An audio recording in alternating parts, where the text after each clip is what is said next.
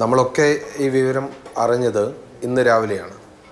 അപ്പം അതിനു മുമ്പ് സംഭവിച്ച കാര്യങ്ങളെ നമ്മളതിനെ നോക്കിക്കാണണം.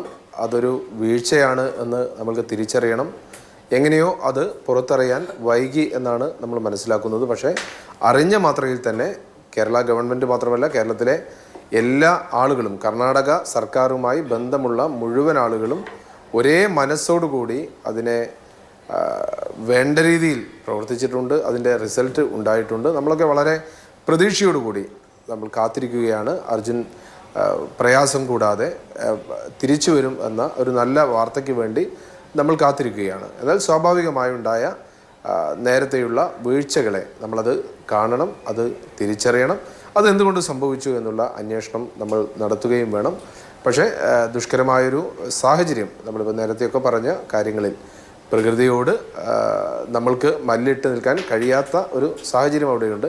1 കിലോമീറ്റർ നീളത്തിൽ ഒരു മല തന്നെ ഇടിഞ്ഞ് താഴെ വരുമ്പോഴുണ്ടാകുന്ന വല്ലാത്തൊരു സാഹചര്യമുണ്ട്. ആ സാഹചര്യത്തിനെ സാങ്കേതിക വിദ്യ ഉപയോഗിച്ചും നമ്മുടെ പവർ ഉപയോഗിച്ചുകൊണ്ടും കഴിവ് ഉപയോഗിച്ചുകൊണ്ടും അതിനെങ്ങനെ അതിജീവിക്കാൻ കഴിയും എന്നുള്ള ഒരു വലിയ പ്രയത്നമാണ് നടത്തിക്കൊണ്ടിരിക്കുന്നത്. നമ്മൾക്കൊക്കെ അറിയാം, ജീവൻ പണയം വെച്ചുകൊണ്ടാണ് അവിടെ ഒരുപാട് ആളുകൾ ഈ പ്രക്രിയ, രക്ഷാപ്രവർത്തനം നടത്തിക്കൊണ്ടിരിക്കുന്നത്.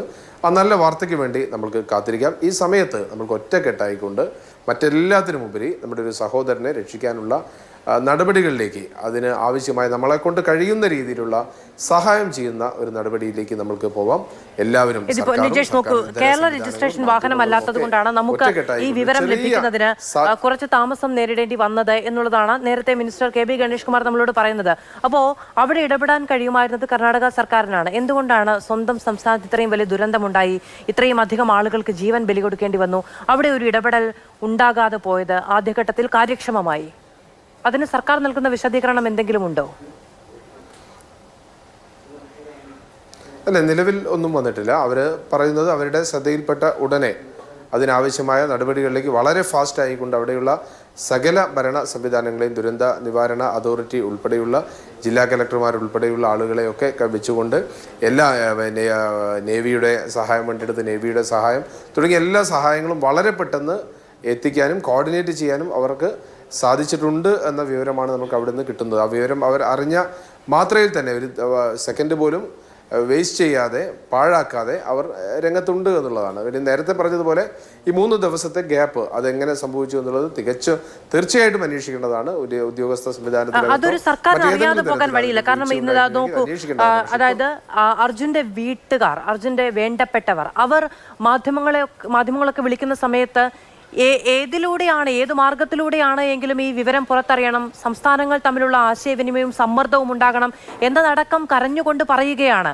അപ്പോൾ ഒരു കുടുംബത്തിന് ചെയ്യാൻ സാധ്യമാകുന്നതെല്ലാം അവനവന് വേണ്ടപ്പെട്ടവർക്ക് വേണ്ടി അവർ ചെയ്യുകയാണ്. കേരളത്തിലെ മാധ്യമങ്ങൾ നേരിട്ട് വിളിച്ച് സംസാരിക്കുകയാണ്. മാതൃഭൂമി ന്യൂസ് ഇന്ന് രാവിലെ അവിടുത്തെ ഉദ്യോഗസ്ഥരെ നേരിട്ട് വിളിച്ച് സംസാരിക്കുകയാണ്. ഇങ്ങനെ ഒരു വലിയ സമ്മർദ്ദം ഉയർന്നു വന്നതിന് ശേഷമാണ് ഒരു സിസ്റ്റം ആദ്യം ആക്ട് ചെയ്യേണ്ടത്. ആരാണോ നോക്കൂ, മിനിറ്റുകൾ മാത്രം പിടിച്ചു വെക്കാൻ കഴിയുന്നതാണ് മനുഷ്യന്റെ ആയുസ് എന്ന് പറയുന്നത്, ശ്വാസം എന്ന് പറയുന്നത്. അതിനുവേണ്ടി ആ സമയത്ത് കാര്യക്ഷമമായി ഇടപെടാൻ കഴിയാത്തതിന് നമ്മൾ എന്ത് മറുപടി നൽകും? തീർച്ചയായിട്ടും നമ്മളത് അന്വേഷിക്കേണ്ടതാണ്. കാരണം നമ്മൾക്കൊക്കെ അറിയാം, ദേശീയപാതയിൽ ഇതുപോലെയുള്ള മണ്ണിടിച്ചിലൊക്കെ ഉണ്ടാകുമ്പോൾ അത് വളരെ കൃത്യമായ സംവിധാനമുണ്ട്. ആ സംവിധാനം, അത് മെയിൻറ്റെയിൻ ചെയ്യേണ്ട സംവിധാനം നമ്മുടെ നാട്ടിൽ നിലവിലുണ്ട്. അത് എന്തുകൊണ്ട് സംഭവിച്ചില്ല, എന്തുകൊണ്ട് നടന്നിട്ടില്ല എന്നുള്ളത് തീർച്ചയായിട്ടും അന്വേഷണ വിധേയമാക്കേണ്ടതാണ്. അതിന് സ്വാഭാവികമായിട്ടും മറുപടി പറയേണ്ട ഉത്തരവാദിത്തമുണ്ട്. ആ ഉത്തരവാദിത്തമൊക്കെ നമുക്ക് പോകണം. പക്ഷേ അതിൻ്റെ ഫസ്റ്റ് പ്രയോറിറ്റി നമ്മളിപ്പോൾ കൊടുക്കുന്ന, ഫസ്റ്റ് മാധ്യമങ്ങൾ കൊടുത്തതുപോലെ, രാഷ്ട്രീയ നേതാക്കൾ കൊടുത്തതുപോലെ, ജനപ്രതിനിധികൾ കൊടുത്തതുപോലെ നമ്മുടെ ഒന്നാമത്തെ പ്രയോറിറ്റി ഇപ്പോൾ നമുക്ക് ഒരുമിച്ച് ഒറ്റക്കെട്ടായി ചേർന്ന് ആ സഹോദരൻ്റെ ജീവൻ രക്ഷിക്കുക എന്നുള്ളതാണ്.